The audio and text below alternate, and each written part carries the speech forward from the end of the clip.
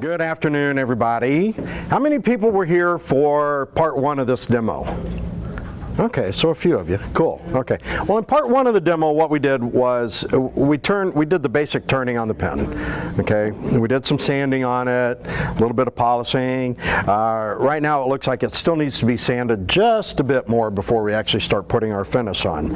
So what we're going to do is real quickly just run through our typical grit, which is 180 to 400.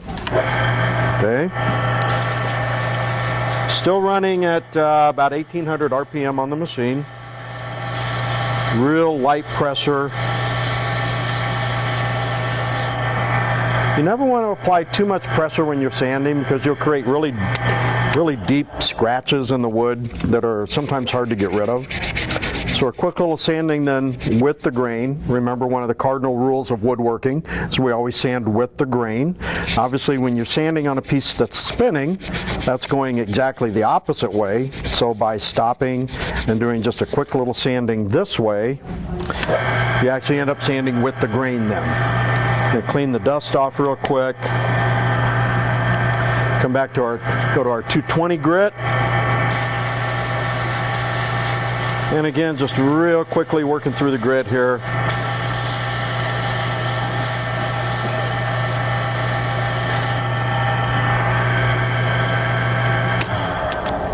Okay, so I recognize a number of you as pin turners. How many of you have never turned a pin before?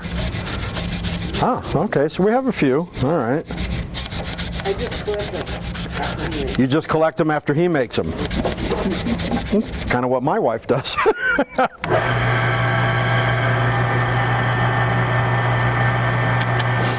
Okay, 320 grit, and you can see this goes pretty quickly.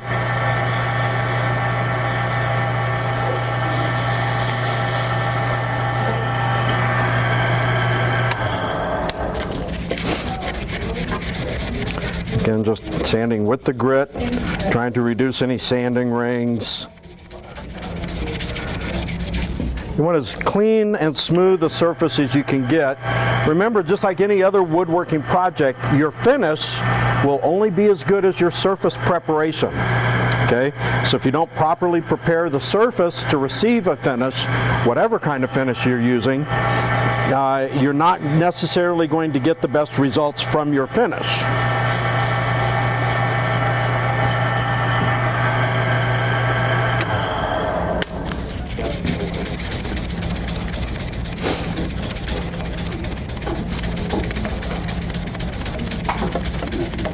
And I have to apologize because I don't even remember now what kind of wood this is. I believe it is sapelli. Oh, no. It is beeswing Nara. That's what we're working with. Beeswing Nara. All right.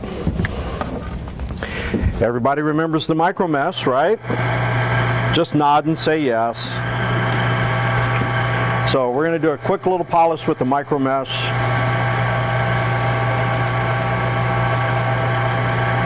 Now, micro mesh leaves a very fine, very uniform scratch pattern. So I don't normally find it necessary to go back and stop in between each and every grit. Certainly, if you want to do that, if you just prefer to do it that way, it won't hurt a thing. You can certainly do that. It's a handy thing to have an apron for.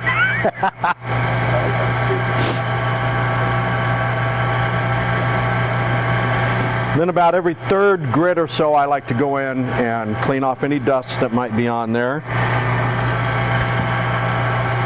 If you're not careful with that dust, not so much maybe with the micro mesh, but with your regular sandpaper, you know, you can leave a little bit of residual grit off of your sandpaper on your turning. Well, if that happens, then when you come back with your next grit, if you've still got that coarser grit on there, you're not necessarily going to get rid of all the scratches. You may just be adding more scratches.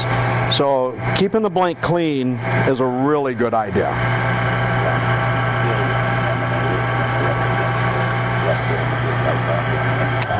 I'm sorry, Rick, I couldn't hear you. Don't you think you contaminate the sandpaper when you rub it against your stomach where you just had it? No, because I always make sure the sandpaper's clean before I use it.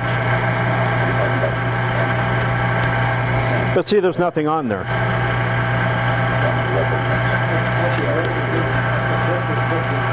I know what you're saying, but I always check it to make sure there's nothing on there. If I see any dust or grit or anything on there, I'll clean it off. Yeah, very valid point. What Rick was saying was, well, don't you contaminate your paper when you rub it on your apron? I suppose you could, but I'm always taking care to make sure there's nothing left on there, that there's no grit of any kind on there. Micromesh doesn't tend to shed grit. Do I wash it? Yeah. I'll usually wash it every 2 or 3 uses. Yeah. How many different grits of the micromesh is there? There are 9 different grits. This runs from 1,500 grit up to 12,000, which actually kind of feels like a belt leather. I mean, it's very, very smooth. Micromesh was originally developed for use in the aerospace industry. They use it in repairing, polishing, and cleaning aircraft windshields and canopies. So when you get to the 12,000, it leaves a scratch pattern that is too fine to be seen by the naked eye.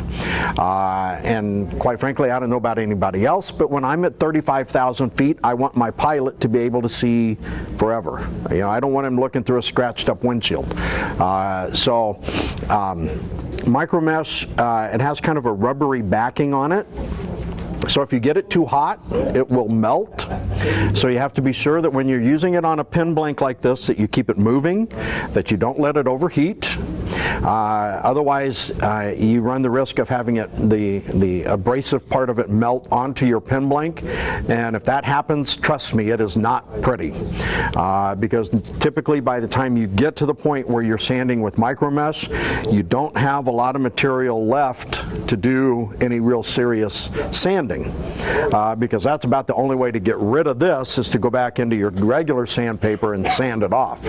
And so you usually don't have enough material left to do that.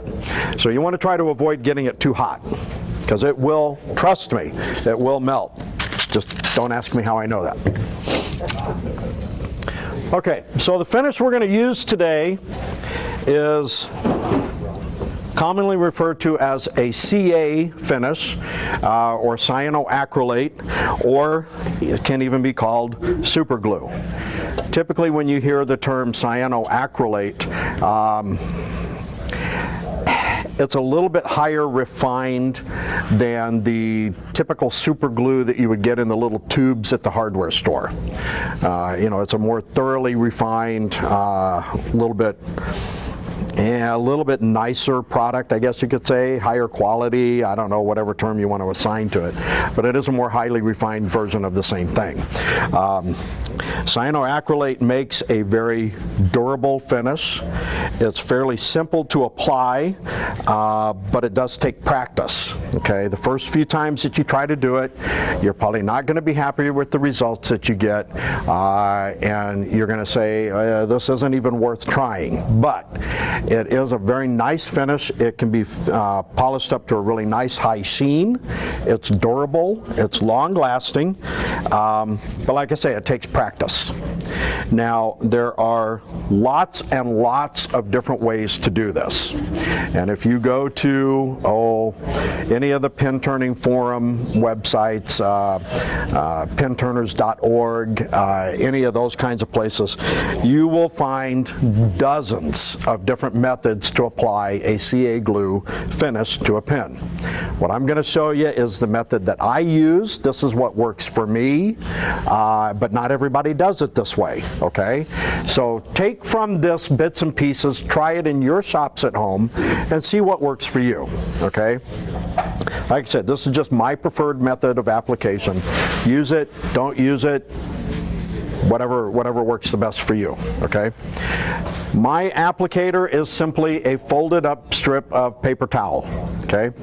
You want a nice heavy paper towel that has very little texture on it. You know, a lot of paper towels will have a little pattern embossed on them, you know, and try to avoid those. Or get a heavy one that might have a pattern on one side like this one does, but not on the other side. okay? I think the one that I've had the best luck with is the one from Costco. Their own, what is it? Kirkland brand, yeah, thank you. That's the one that I've had the best luck with. I'm using a medium CA glue. CA glue comes thin, medium, thick, gel. I like the medium. It seems to flow the easiest for me without running all over the place. It has a relatively quick cure time, so it works really well for finishing, and it's fairly easy to work onto your blank. Okay, now, simply in the interests of time, I'm not going to change the speed on this particular lathe, okay?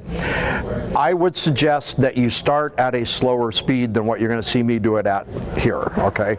This machine's set to run about 1800 RPM. I would suggest that perhaps 1000 RPM might be a little better. You'll avoid having it flung all over the place if you run it a little slower, okay? But I've done it lots of times, and so I'll try not to throw glue all over Don and Jim out here, although that might be fun to do. Okay, so you can see it's, what is that, about 1 inch wide? I'm just going to lay a quick little bead of glue across the end of this. It'll be roughly the equivalent of about 5 or 6 drops, okay? I'm going to stand off to the side, and I'm just going to smear it on there. Okay, now at this point, that's all we want to do. We just want to get the glue on there as a finish, okay? I know I've talked to a lot of people who say, but my paper towel sticks to it. Well, if your paper towel sticks to your blank while you're applying the glue, you're working it too long. Okay, because what happens is the glue starts to set and it tries to glue the paper towel to the pen, which is what glue is supposed to do. Basically what you want to do here is just smear it on there, get the glue on it, and then we're just going to let it spin for a few minutes, give it a chance to dry a little bit, and then we will start to actually refine or do what we call finishing the finish. Okay, we've already done all the surface preparation on the wood that we're going to do. We've sanded it through the micro mesh grits up to 12,000. Okay, so that's all the surface prep we're going to do to the wood. From here on out, what we're doing is finishing the finish. Okay, so this will take just a few minutes to dry. I like to let it continue to spin because that helps to avoid any drips or sags, that kind of thing. Plus the air motion helps to cure the glue at the same time.